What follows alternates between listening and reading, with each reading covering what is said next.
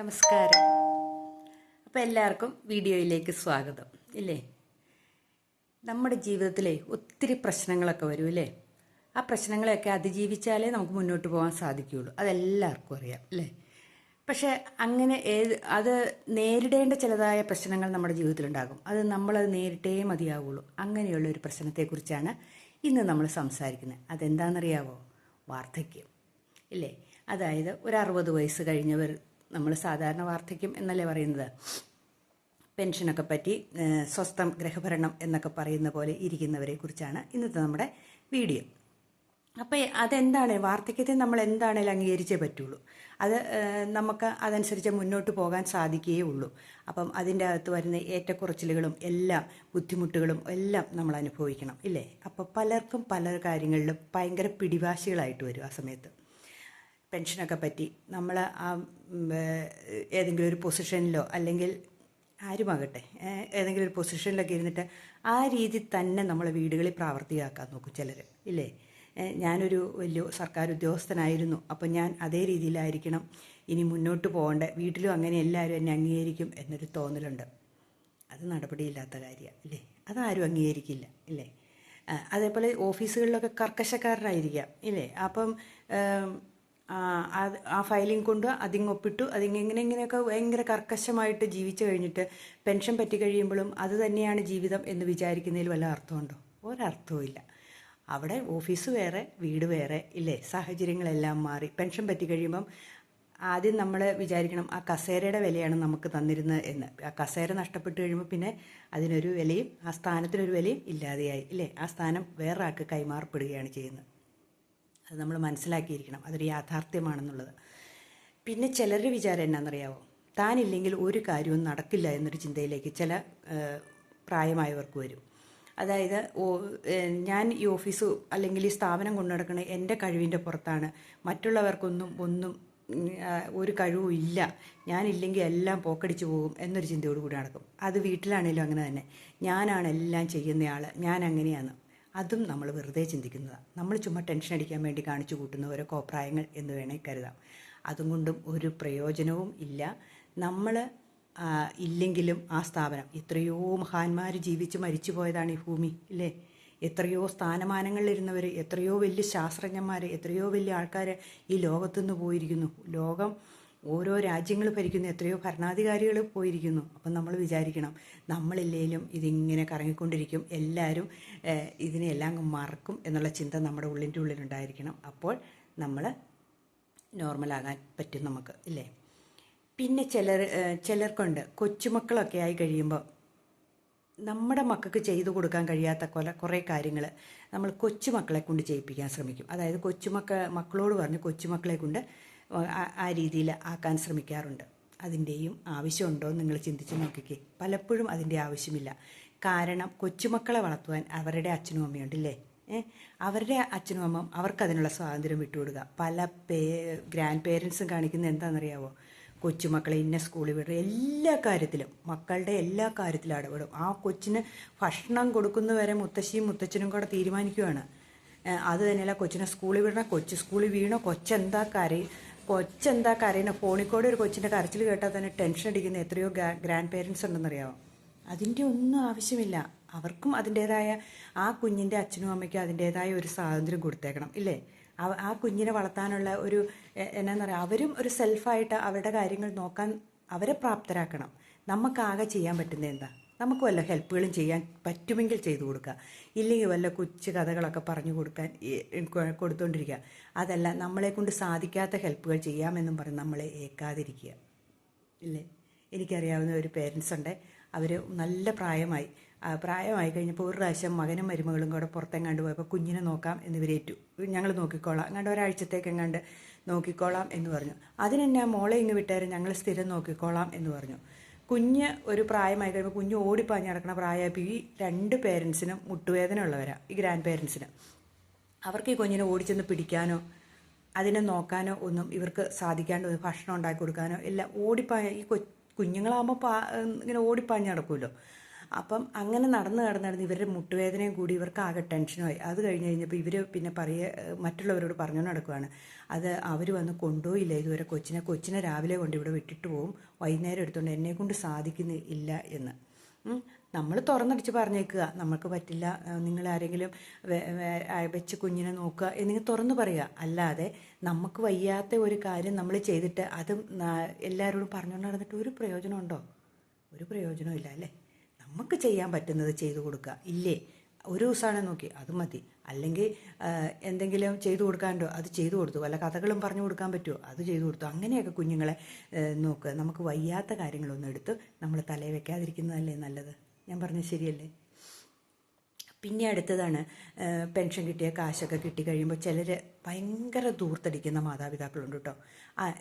അങ്ങനെ ചിലരുണ്ട്, മക്കളൊക്കെ വിദേശത്ത് പോയി പൈസ അയച്ചു കൊടുക്കുന്ന ചില പേരൻസ് മക്കളുണ്ട്. ആ പൈസയും കൊണ്ട് ഏതെങ്കിലും സൂപ്പർ മാർക്കറ്റിൽ കയറി ധാരാളിച്ച് കളയുന്ന മാതാപിതാക്കളുമുണ്ട്. അതും ഒരു ശരിയായ കാരണം. അങ്ങനെയുള്ള മക്കൾ പലപ്പോഴും കംപ്ലൈൻറ്റ് പറയണത് ഞാൻ കേട്ടിട്ടുണ്ട്. അധികം വിദേശത്തുള്ള മക്കളാണ്. ഭയങ്കര ചിലവാണ് അച്ഛനും അമ്മയ്ക്കും ഇവിടെ, എന്തോരം രൂപ അയച്ചു കൊടുത്താലും അതില്ല എന്ന്. ചില മക്കൾ പറഞ്ഞു കേട്ടിട്ടുണ്ട്, ഈ അയച്ചു കൊടുക്കുന്ന പൈസയിൽ കുറേ ഭാഗം അനിയന് കൊടുത്തു, അല്ലെങ്കിൽ പെങ്ങൾക്ക് കൊടുത്തു. അവർക്കൊക്കെ നല്ല കാലം, ഞങ്ങളവിടെ പോയി കിടന്നുണ്ടാക്കുന്നതല്ലേ, അച്ഛനും അമ്മയെ സൂക്ഷിക്കാനല്ലേ കൊടുക്കുന്നത്, അവരുടെ ആവശ്യത്തിന് വേണ്ടിയല്ലേ കൊടുക്കുന്നത് എന്നിങ്ങനെ പറയുന്നതുകൊണ്ട്. അപ്പം നമ്മളൊന്ന് ചിന്തിക്കുക, നമ്മുടെ മക്കൾ ഒന്ന് മനസ്സിലാക്കുക. നമ്മുടെ മക്കൾ വിദേശത്ത് പോയി ഏത് മകനാണോ നമുക്ക് പൈസ അയച്ചു തരുന്നത്, അവരുടെ പൈസ അവർക്കായിട്ട് സൂക്ഷിച്ചു വെക്കാൻ നമ്മൾ ശ്രമിക്കുക. അത്യാവശ്യത്തിന് നമ്മുടെ കയ്യിൽ ചിലവുകളൊക്കെ നടത്തിക്കോ. അല്ലാണ്ട് മറ്റുള്ള മക്കളെയും കൂടെ അയാൾ വിദേശത്ത് കിടക്കണവൻ്റെ പൈസയും കൊണ്ട് രക്ഷപ്പെടുത്താൻ നോക്കുന്നതും ഒരു തെറ്റായ നടപടിയാണ് എനിക്ക് തോന്നിയിട്ടുണ്ട്. അങ്ങനെയുള്ള മാതാപിതാക്കളും ഉണ്ട് കേട്ടോ. അപ്പം പിന്നെ ചില മാതാപിതാക്കളാണ് ഒട്ടും സഹിക്കില്ലാത്തത്. നാട്ടിൽ കിടന്ന് അമ്മേനെ അച്ഛനെ നോക്കി ജീവിക്കുന്ന മകനും മരുമകളും കാണും. എല്ലാ കാര്യവും ചെയ്തു കൊടുത്ത് ആശുപത്രിയിൽ കൊണ്ടുപോകുന്നതും എല്ലാ കാര്യങ്ങളും ചെയ്തു കൊടുക്കും. പക്ഷേ ഇഷ്ടം ആരോടായിരിക്കും? ഏതെങ്കിലും വിദേശത്തുള്ളവനോടോ, അല്ലെങ്കിൽ ഏതെങ്കിലും ഗവൺമെൻറ് ജോലിയുള്ളവനോടോ, അല്ലെങ്കിൽ ഇച്ചിരി നല്ല നില സാമ്പത്തികം ഉള്ളവനോ അവനെ പൊക്കിയടിച്ച് എപ്പോഴും പറഞ്ഞുകൊണ്ടിരിക്കും. ഈ മകനെയും മരുമകളെയും കണ്ണിൻ്റെ ഇരുമണിക്ക് കാണാൻ പറ്റില്ലാത്ത രീതി കുറ്റം പറയുന്ന മാതാപിതാക്കളുമുണ്ട്. ദൈവത്തെ ഓർത്ത് നിങ്ങളത് മാത്രം ചെയ്യരുത്. നിങ്ങളൊന്നും പറഞ്ഞില്ലെങ്കിലും മിണ്ടാതിരിക്കുക, അതാണ് വേണ്ടത്. കാരണം നമ്മളെ നമ്മളെ ഒരു നേരത്തെ കഞ്ഞിയാണെങ്കിലും തന്നെ നമ്മളെ നോക്കുന്ന ഒരു മകനോ മരുമകളോ ഉണ്ടെങ്കിൽ അവരുടെ കൂടെയാണ് നമ്മൾ നിൽക്കേണ്ടത്. നമുക്ക് ഇപ്പോൾ 5 മക്കളുണ്ടെങ്കിൽ അതിനകത്ത് 4 പേര് നല്ല നിലയിലാണെങ്കിൽ അഞ്ചാമന് സാമ്പത്തികമായിട്ടോ അല്ലെങ്കിൽ ഒരു ജോലിയോ ഒന്നുമില്ലെങ്കിൽ നമ്മൾ ഏത് മാതാപിതാക്കളാണ് അവനോട് കൂടിയാണ് നിൽക്കേണ്ടത്. അവനും നമ്മുടെ മകനല്ലേ എന്നുള്ള ചിന്ത വേണം, ഇല്ലേ? അവൻ്റെ കൂടെ നിന്ന് അവനെ നോക്കുകയാണ് വേണ്ടത്. അല്ലാതെ കാശുള്ള മക്കളുടെ കൂടെ പോവുകയല്ല വേണ്ടത്. അവരെക്കുറിച്ച് പൊക്കി പറയല്ല, ഒന്നും പറഞ്ഞില്ലെങ്കിലും മിണ്ടാതെങ്കിലും ഇരിക്കാൻ ശ്രമിക്കുക, അതാണ് വേണ്ടത്, ഇല്ലേ? അങ്ങനെയും ചെയ്യുന്ന മാതാപിതാക്കളുണ്ട്. അതൊക്കെ ഒരു വലിയ മോശമായ സ്വഭാവമാണ്, അല്ലേ? അതൊന്നും ചെയ്യരുത്. പിന്നെ പ്രായമാകുമ്പോൾ നമുക്കിഷ്ടമുള്ള കാര്യങ്ങൾ ചെയ്യുക. അതായത് നടക്കാൻ പോകുന്നെങ്കിൽ നടക്കാൻ പോവുക, പാട്ട് കേൾക്കണമെങ്കിൽ പുസ്തകങ്ങൾ വായിക്കുന്നത്. നമ്മുടെ ഓർമ്മശക്തിയൊക്കെ നിലനിർത്താൻ ഒത്തിരി സാധനങ്ങളാണ് പുസ്തകം വായിക്കുന്നതൊക്കെ. നല്ല പുസ്തകങ്ങൾ വായിക്കുക. സോഷ്യൽ മീഡിയയിലൊന്നും അധികം കയറി ഇങ്ങനെ നോക്കിക്കൊണ്ടിരിക്കണേക്കാളും നമ്മുടെ ബുദ്ധിക്ക് നല്ലത് ഓർമ്മശക്തി നിലനിർത്താനൊക്കെ പുസ്തകങ്ങൾ വായിക്കുന്നത് നല്ലതായിരിക്കും എന്നാണ് പറയുന്നത്. അങ്ങനെയുള്ള കാര്യങ്ങളൊക്കെ ചെയ്യുക. എക്സസൈസുകളൊക്കെ അത്യാവശ്യം ചെയ്യുക. കൃത്യമായിട്ട് മരുന്നുകൾ കഴിക്കുക. ഇങ്ങനെയൊക്കെ ചെയ്യുക. പിന്നെ ചെരുപ്പ് ഉപയോഗിക്കുമ്പോൾ നമുക്ക് കാലിന് യോജിച്ച ചെരുപ്പുകൾ ഉപയോഗിക്കാൻ ശ്രമിക്കുക. നമ്മൾക്ക് ഈസി ആയിട്ട് നടക്കാൻ പറ്റുന്ന വസ്ത്രങ്ങൾ ധരിക്കുക. ചുരിദാറാണെങ്കിൽ, അമ്മമാരാണെങ്കിൽ ചുരിദാർ ധരിക്കുക. അച്ഛന്മാരാണ് ബെർമുട ഇടുമെങ്കിൽ അത് ധരിക്കുക. മുണ്ടൊക്കെ ഉടുത്ത് അല്ലെങ്കിൽ സാരിയൊക്കെ ഉടുത്ത് തട്ടി വീഴാനുള്ള സാധ്യത കൂടുക. അങ്ങനെയുള്ള വസ്ത്രധാരണങ്ങൾ ഒക്കെ ആയിരിക്കണം മാതാപിതാക്കളുടെ. പിന്നെ എപ്പോഴും കയ്യിലൊരു കുറഞ്ഞത് ഒരു 5000 രൂപയെങ്കിലും കയ്യിൽ സൂക്ഷിച്ചു വയ്ക്കാൻ ശ്രമിക്കുക, പൈസയായിട്ട്. ചില സമയത്ത് അത്യാവശ്യമായിട്ടൊരു എമർജൻസി കേസ് വന്നിട്ടുണ്ടെങ്കിൽ ഇവരുടെ കയ്യിൽ പൈസയില്ല. കാരണം ഒന്നെങ്കിൽ അവരുടെ അക്കൗണ്ടിലായിരിക്കും പൈസ കിടക്കുന്നത്. ആ പൈസ എടുക്കാനൊരു സമയം അവർക്ക് കിട്ടാറില്ല. അപ്പം കൂടെ പോകുന്ന ആരെങ്കിലും ആയിരിക്കും ഏൽപ്പിച്ച് ഈ പൈസ എടുപ്പിക്കുന്നത്. അതിനെക്കുറിച്ചൊരു കണക്ക് പോലും ഇല്ലാതെ അങ്ങനെ പറ്റിക്കപ്പെടുന്ന മാതാപിതാക്കളുമുണ്ട്. അപ്പം നമ്മുടെ ആവശ്യത്തിനുള്ള ഒരു കുറച്ച് പൈസയെങ്കിലും നമ്മുടെ തലയണയ്ക്ക് അടി കീഴ് വയ്ക്കാൻ ഈ മാതാപിതാക്കൾ ശ്രദ്ധിക്കണം. എന്നും പറഞ്ഞ് ഒത്തിരി രൂപ കൊണ്ടുവച്ച് കള്ളന്മാരെ പ്രോത്സാഹിപ്പിക്കേണ്ട കാര്യമൊന്നുമില്ല, അല്ലേ? കുറച്ച് രൂപ നമുക്ക് ആവശ്യത്തിനുള്ള പൈസ നമ്മുടെ കയ്യിൽ ഉണ്ടായിരിക്കണം. പിന്നെ തന്നെ താമസിക്കുന്ന മാതാപിതാക്കളാണെങ്കിൽ ഒത്തിരി ആഭരണങ്ങളൊന്നും ഇട്ടുകൊണ്ട് നടക്കാതിരിക്കുന്നതാണ് നല്ലത്. ഇല്ല, സിമ്പിളായിട്ട് നടക്കാൻ ശ്രമിക്കുക.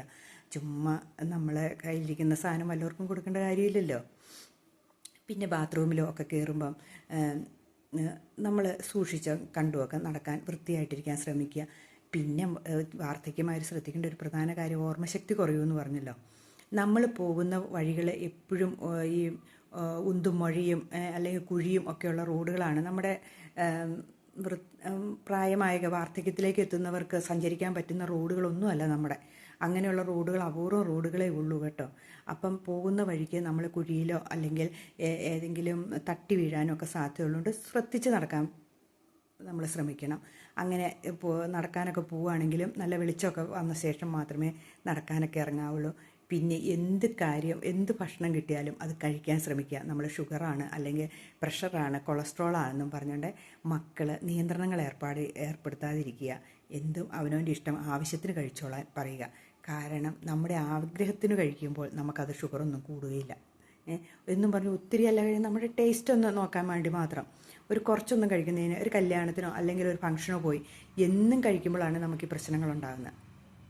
അപ്പം നമ്മൾ അതിനൊരു നിയന്ത്രണം ഏർപ്പെടുത്തിയിട്ട് കഴിക്കുമ്പോൾ നമുക്ക് അത്രയും വിഷയങ്ങൾ വരില്ല, ഇല്ലേ? കുറച്ചൊക്കെ കഴിക്കുന്നതിനൊന്നും കുഴപ്പമില്ല. പിന്നെ നമ്മൾ പരമാവധി ഈ മാതാപിതാക്കൾ എവിടെയെങ്കിലും കറങ്ങാനൊക്കെ പോകുമ്പോൾ, ഏതെങ്കിലും സിനിമയ്ക്ക് പോകുമ്പോഴോ അല്ലെങ്കിൽ പുറത്ത് എവിടെയെങ്കിലുമൊക്കെ പോകുമ്പോൾ നമ്മൾ ഈ അച്ഛനെയും അമ്മേനെയൊക്കെ കൊണ്ടുപോകുന്ന ഒരു നല്ല കാര്യമല്ലേ. അവരും കൂടെ പോയി ഈ നമ്മുടെ കുടുംബത്തിൻ്റെ കൂടെ എൻജോയ് ചെയ്യുമ്പം അവർക്കൊരു കോൺഫിഡൻസ് കൂടും. ഞാനും ഇവരുടെ കുടുംബത്തിൻ്റെ ഭാഗമാണ്, ഞങ്ങളെയും കൂടെ കൊണ്ടുപോയല്ലോ എന്നുള്ള ചിന്ത വരും. ഒറ്റപ്പെടാൻ ഇടവരുത്താതിരിക്കുന്നതാണ് ഏറ്റവും നല്ല മാതാപിതാക്കളെ. അവരെ തള്ളിപ്പറയാതിരിക്കുന്നതാണ് ഏറ്റവും നല്ലത്. കുറ്റപ്പെടുത്താണ്ടിരിക്കുന്നതാണ് നല്ലത്, അല്ലേ? അപ്പം അതിനകത്തെല്ലാം ഉൾപ്പെടുത്തുക. പിന്നെ സാമ്പത്തിക കാര്യങ്ങൾ കൈകാര്യം ചെയ്യുമ്പോൾ നമ്മുടെ എല്ലാ കാര്യങ്ങളും മക്കൾക്ക് വേണ്ടിയിട്ട് വിട്ടുകൊടുക്കാതിരിക്കുക. അത് ഏത് മക്കളാണെങ്കിൽ പോലും, നമ്മുടെ കൂടെ നിൽക്കണാണേലും അല്ലാത്താണെങ്കിലും, ഉള്ള സ്വത്തുക്കൾ മുഴുവൻ മക്കളുടെ പേരിലേക്ക് എഴുതി കൊടുത്തിട്ട് താമസിച്ചിട്ടുണ്ടെങ്കിൽ മറ്റുള്ള മക്കൾക്കൊരു ബുദ്ധിമുട്ടാകും. അങ്ങനെ എത്രയോ മാതാപിതാക്കൾ കിടപ്പുണ്ടെന്നറിയാവോ, ആരും നോക്കാനില്ലാണ്ട്. കാരണം എന്നാണെന്നറിയാമോ, സ്വത്തുക്കളെല്ലാം മക്കളുടെ പേരിലായിപ്പോയി കഴിഞ്ഞാൽ അവർക്കുടെ പേരിൽ ഒരു സമ്പാദ്യം പോലും ഇല്ലാണ്ടാവും. അങ്ങനത്തെ ഒരവസ്ഥ വരരുത്. അതുകൊണ്ട് നമ്മളെപ്പോഴും നമ്മുടെ പേരിൽ ഒരു പിടിവള്ളി ഉണ്ടായിരിക്കണം. എന്തെങ്കിലും കുറച്ച് സമ്പാദ്യമെങ്കിലും നമുക്കുണ്ടായിരിക്കണം. നമ്മളെ നോക്കുന്നവർക്ക് കാലശേഷം ആ സ്വത്തുക്കൾ കൊടുക്കാൻ പാകത്തിനെ നമ്മൾ എഴുതി വയ്ക്കാവുള്ളൂ. അതിപ്പം നമ്മൾ താമസിക്കുന്ന വീടാണെങ്കിലും നമ്മുടെ കാലശേഷം ഏതെങ്കിലും മക്കൾക്ക്, നമ്മളെ നോക്കുന്ന മക്കൾക്ക് എന്നിങ്ങനെ എഴുതി വച്ചേക്കണം. പിന്നെ വിൽപ്പത്രമൊക്കെ എഴുതി വയ്ക്കുന്നത് നല്ലതാണ്. ചിലരോർക്കും വിൽപ്പത്രമൊക്കെ എഴുതി വെച്ചിട്ടുണ്ടെങ്കിൽ മരിക്കാറായതുകൊണ്ട് എഴുതി വെക്കണേ എന്നൊന്നും, അതങ്ങനെയൊന്നുമല്ല. വിൽപ്പത്രമൊക്കെ എഴുതി വെക്കുന്നത് നമ്മുടെ കാലശേഷം നമ്മളെ നോക്കുന്ന ആർക്കാണോ ആ സ്വത്തുക്കൾ പോകാൻ പാകത്തിന് നമ്മൾ അത് എഴുതി വെക്കുന്നത് നല്ല. അത് ലോക്കറിൽ എവിടെയെങ്കിലും വെച്ചേക്കും. അത് ഓർത്തൊന്നും ടെൻഷൻ അടിക്കേണ്ട കാര്യമില്ല. അങ്ങനെയൊക്കെ എഴുതി വെക്കുന്നതും, ഒത്തിരി സ്വത്തില്ലാത്തൊരു സമ്പാദ്യമുള്ള പൈസയാണെങ്കിൽ അത് ബാങ്ക് അക്കൗണ്ടിൽ നമ്മൾ പറഞ്ഞു വെച്ചേക്കണം. നമ്മുടെ കാലശേഷം അല്ലെങ്കിൽ ഇന്നവർക്ക് എടുക്കാൻ, നമ്മുടെ കാലശേഷം അതെടുക്കാൻ പാകത്തിനുള്ള രീതിയിലൊക്കെ എന്തെങ്കിലുമൊക്കെ രേഖകൾ ഉണ്ടാക്കി വെച്ചിരുന്നേക്കണം. അതിനൊക്കെ ഇങ്ങനെയൊക്കെ ചെയ്യണം. പിന്നെയുള്ളത്, പരമാവധി ഇനി ജീവിതത്തിൻ്റെ സായാഹ്നത്തിലേക്ക് കടക്കുകയാണല്ലോ എന്നോർത്ത് പരമാവധി സന്തോഷത്തോടെ ഇരിക്കാൻ ശ്രമിക്കുക. ഇത് പറഞ്ഞു വന്നപ്പോഴാണ് ഞാൻ ഓർത്തെ, എൻ്റെ ചേട്ടൻ ജോലി ചെയ്തിരുന്ന സ്ഥാപനത്തിൽ അതിനു മുമ്പ് ജോലി ചെയ്തിരുന്ന പലരും എന്തെങ്കിലും ഇതൊക്കെ ജോലികളൊക്കെ, എന്തെങ്കിലും ഫയലൊക്കെ നോക്കാനോ ഒപ്പിടിക്കാനൊക്കെ ഉണ്ടെങ്കിൽ പറയും. പെൻഷനാകാൻ ആകാറായവരോട് പറയുകയാണെങ്കിൽ പറയുന്നത് ഒരു വാചകം എൻ്റെ ഹസ്ബൻഡ് പറയുമായിരുന്നു. അതെ സാറേ, ഞാൻ പെൻഷൻ പറ്റാറായി, ഇനിയിപ്പം ഇനി വരുന്ന പിള്ളേർക്ക് അങ്ങ് കൊടുത്താൽ മതി, ഞാൻ ഇനിയിപ്പം 2 മാസം കൂടെ അല്ലേ ഉള്ളൂ എന്നും പറഞ്ഞ് ഓരോ കഴിവ് പറഞ്ഞ് ഒഴിവായി പോകുന്നവരും ഉണ്ട് എന്ന്. സർക്കാർ ജോലിക്കാരുടെ കാര്യം ഞാൻ പറഞ്ഞത്. നമ്മൾ അങ്ങനെയല്ല. നമ്മുടെ ഉത്തരവാദിത്വം എന്താണോ, നമ്മൾ ആ നിമിഷം വരെ ഇന്ന് ഈ കസേരയിൽ നിന്ന് ഇറങ്ങി പോവുകയാണെങ്കിൽ പോലും നമ്മൾ ചെയ്യാനുള്ള കാര്യങ്ങൾ ചെയ്ത ശേഷം ഇറങ്ങിപ്പോകാൻ ശ്രമിക്കുക. അല്ലാതെ അത് അടുത്തയാളെ ചെയ്യും എന്നും പറഞ്ഞുകൊണ്ട് മാറ്റി വയ്ക്കാതിരിക്കുക. അതൊരു നല്ല കാര്യമല്ലേ? നമുക്ക് ചെയ്യാനുള്ള കാര്യങ്ങൾ ചെയ്ത ശേഷം നമ്മൾ ആ കസേര ഒഴിവായി പോരുന്നതായിരിക്കും നല്ലത്. അതുപോലെ തന്നെയാണ് നമ്മുടെ ജീവിതത്തിലും. നമുക്ക് ചെയ്യാനുള്ള കടമകളെല്ലാം നിർവഹിച്ച ശേഷം നമ്മൾ അവിടുന്ന് ഇറങ്ങി പോവുകയാണെങ്കിൽ നമ്മുടെ ജീവിതം സന്തോഷകരമായിരിക്കും, നമ്മുടെ കുടുംബജീവിതം സന്തോഷമായിരിക്കും, നമ്മുടെ മക്കളുടെ ഇടയ്ക്ക് നമുക്കൊരു വിലയും ഉണ്ടായിരിക്കും, ഇല്ലേ? നമ്മൾ ഇനിയിപ്പം ഒരു മരുമകളും അമ്മയും അച്ഛനും ഭർത്താവും ഒക്കെ കൂടെ താമസിക്കുന്നെങ്കിൽ വെച്ചോ, അമ്മയ്ക്ക് ചെയ്യാനുള്ള കാര്യങ്ങൾ അല്ലെങ്കിൽ അച്ഛന് ചെയ്യാനുള്ള കാര്യങ്ങൾ ആ വീട്ടിൽ അവർ പണ്ടെങ്ങനെയാണോ ചെയ്തത് അതേ രീതിയിൽ ചെയ്തു പോയിക്കൊള്ളുക. അപ്പോൾ ആ മരുമകളുടെ പേരിലോ മരുമകൻ്റെ പേരിലോ ഒരു വഴക്കിൻ്റെയും ആവശ്യം അവിടെ വരുന്നില്ല. അതല്ല, മരുമകൾ വന്നു കഴിയുമ്പോൾ അതെല്ലാം നീ തന്നെ ചെയ്യണം, നീ അല്ലെങ്കിൽ മരുമകൻ വന്നു കഴിയുമ്പോൾ അതൊക്കെ നിൻ്റെ ഉത്തരവാദിത്തം എന്നും പറഞ്ഞുകൊണ്ട് നമ്മൾ പെട്ടെന്ന് കൈ ഒഴിഞ്ഞ് പോരാതെ ഇരിക്കുന്നതായിരിക്കും ഏറ്റവും നല്ലത്. എപ്പോഴും നമ്മുടെ കാര്യങ്ങൾ നമ്മൾ ചെയ്യാനൊരു മനസ്സുണ്ടായിരിക്കണം, അവരെയും കൂടെ പങ്കാളികളാക്കണം. എന്ത് കാര്യം ചെയ്യുമ്പോഴും മരുമകളെയോ മരുമകനെയോ അതിനകത്ത് പങ്കാളികളാക്കണം. നമ്മുടെ കൂടെ ജീവിക്കുന്നുണ്ടെങ്കിൽ അവരെയും കൂടെ നിങ്ങളും കൂടെ ബാ നമുക്ക് ചെയ്യാം എന്നും പറഞ്ഞ് സ്നേഹത്തോടെ വിളിച്ചിട്ടുണ്ടെങ്കിൽ ആ കുടുംബജീവിതവും സന്തോഷകരമായിരിക്കും. വാർദ്ധക്യത്തിലേക്ക് കടക്കുമ്പോൾ ഒത്തിരി ക്ഷീണങ്ങളും ഒത്തിരി അസുഖങ്ങളും ഒക്കെ ഉണ്ടാകുന്ന പ്രായങ്ങളാണല്ലേ. ആ സമയത്ത് ഒരു പ്രായം വരെ നമുക്ക് എന്തെങ്കിലും ജോലികൾ ചെയ്യാൻ പറ്റുമെങ്കിൽ ചെയ്യുക. റിട്ടയർഡായി കഴിഞ്ഞിട്ടാണെങ്കിലും അല്ലെങ്കിലും നമുക്ക് എന്തെങ്കിലുമൊക്കെ ജോലികൾ, കൃഷിയാണെങ്കിൽ കൃഷി, എന്തോരം പേരെന്നറിയാവോ ഈ ഫ്രൂട്ട്സിൻ്റെയും അല്ലെങ്കിൽ പൂക്കളുടെ ഒക്കെ നേഴ്സറികൾ നടത്തുന്ന ജോലി ഉണ്ടായിരുന്നിട്ടുള്ളവർ ഉണ്ട്.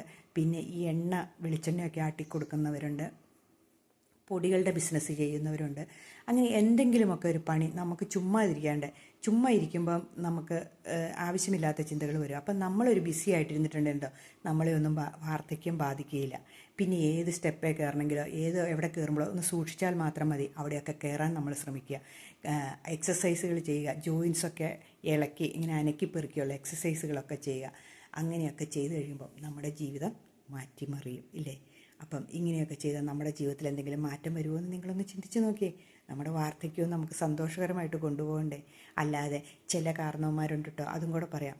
ചില കാരണവന്മാരുണ്ട്, പ്രായമായി കഴിഞ്ഞാൽ പിന്നെ മക്കളെ ഭയങ്കരമായിട്ട് മോശമായിട്ട് ചീത്ത പറയുന്ന കാരണവന്മാരുമുണ്ട്. കിടപ്പായി പോയെങ്കിൽ തീർന്നു, പിന്നെ ഒരു രക്ഷയില്ല, വായി തോന്നിയ മുഴുവൻ പറയും. ഒരിക്കലും വാർദ്ധക്യത്തിലോട്ട് കടക്കുന്നവർ അങ്ങനെ ചെയ്യാതിരിക്കുക. കാരണം നമ്മൾ ചീത്ത പറയുമ്പോൾ നമ്മളെ ഇട്ടിട്ട് മറ്റുള്ളവർ പോവുകയുള്ളൂ, ആരും നമ്മളെ നോക്കാൻ കാണില്ല ഇല്ലേ. നമ്മൾക്ക് എപ്പോഴും സ്നേഹം കിട്ടുന്നിടത്തല്ലേ ആൾക്കാർ കൂടുതൽ നിൽക്കുകയുള്ളൂ. ഇപ്പം നമ്മളൊരു മകനെയോ അല്ലെങ്കിൽ മരുമകളെയോ സ്നേഹിക്കുക, അവരോട് നല്ല രീതിയിൽ പെരുമാറുകയാണെങ്കിൽ അവർക്ക് നമ്മളെ ഇട്ടിട്ട് പോകാൻ തോന്നില്ല. അയ്യോ പാവം, ഇട്ടിട്ട് പോകാൻ തോന്നില്ല എന്നേ പറയുള്ളൂ. ആ സമയത്ത് നമ്മൾ അവരെ വെറുക്കുകയും അവരെ ചീത്ത പറയുകയും ദേഷ്യപ്പെടുകയൊക്കെ ചെയ്തു കഴിഞ്ഞിട്ടുണ്ടെങ്കിൽ അവരിട്ടിട്ട് പോകും, ഉറപ്പായ കാര്യമാണ്. അപ്പം അങ്ങനെ ഒരവസ്ഥ ഉണ്ടാവാതിരിക്കാൻ ശ്രമിക്കുക. എപ്പോഴും സ്നേഹത്തോടു കൂടി. ചെറുപ്പത്തിൽ നമ്മൾ മോശമായിട്ട സ്വഭാവമായിരുന്നെങ്കിലും പ്രായമാകുമ്പോൾ നമ്മൾ സൗമ്യരാകാൻ ശ്രമിക്കുക. സ്നേഹത്തോടെയും പുഞ്ചിരിയോടുകൂടി മക്കളോട് പെരുമാറാൻ ശ്രമിക്കുക. നമ്മുടെ ഉത്തരവാദിത്തങ്ങൾ തീർന്നു ഇല്ലേ. പ്രായമായവരുടെ ഉത്തരവാദിത്തങ്ങളെല്ലാം തീർന്നു. ഇനി അവർക്ക് അവരുടെ മക്കളുടേതായ ഉത്തരവാദിത്തങ്ങൾ അവർക്കുള്ളത്. അപ്പോൾ അവർക്ക് 100 കൂട്ടം പ്രശ്നങ്ങൾ കാണും. അവർക്ക് ജോലി കണ്ടുപിടിക്കണം, ജോലി ചെയ്യണം, ശമ്പളം മേടിക്കണം, ചിലവുണ്ടാക്കണം, പിള്ളേരെ പഠിപ്പിക്കണം, ഒത്തിരി കാര്യങ്ങൾ, വീട് പണിയുടെ ലോൺ ഉണ്ടായിരിക്കും, ഒത്തിരി പ്രശ്നങ്ങളുണ്ടായിരിക്കും. അതിൻ്റെ ഇടയ്ക്ക് നമ്മളും കൂടെ ഒരു പ്രശ്നമാകാതിരിക്കുന്നതല്ലേ നല്ലത്. അപ്പം വാർദ്ധക്യത്തിലേക്ക് കടക്കുന്നവരും അങ്ങനെ ഒന്ന് ചിന്തിക്കുക. നമ്മളായിട്ട് നമ്മുടെ മക്കൾക്കോ നമ്മുടെ മരുമകനോ ഒരു പ്രശ്നവും നമ്മളായിട്ടുണ്ടാക്കാതിരിക്കാൻ ശ്രമിക്കുക. നമ്മൾ സന്തോഷത്തോടുകൂടി നിങ്ങളുടേതായ കാര്യങ്ങൾ ചെയ്ത് ജീവിക്കാൻ, ഉള്ളത് വെച്ച് സന്തോഷത്തോടെ ജീവിക്കാൻ ശ്രമിക്കുക. ഇച്ചിരി കൊച്ചു സമ്പാദ്യങ്ങൾ നമുക്ക് കഴിയുന്നത് പോലെ ഉണ്ടാക്കാൻ ശ്രമിക്കുക. ഇതൊക്കെയാണ് എനിക്ക് ഈ വീഡിയോയിലൂടെ പറയാനുള്ളത് കേട്ടോ. ഇത് വാർദ്ധക്യത്തിലേക്ക് കിടക്കുന്ന എന്നെപ്പോലെയുള്ളവർക്കും കൂടെ ഉള്ള ഒരു ഉപദേശമാണ്. അപ്പോൾ എല്ലാവർക്കും ഞാൻ നല്ലൊരു ദിവസം ആശംസിക്കുന്നു. ബായ്.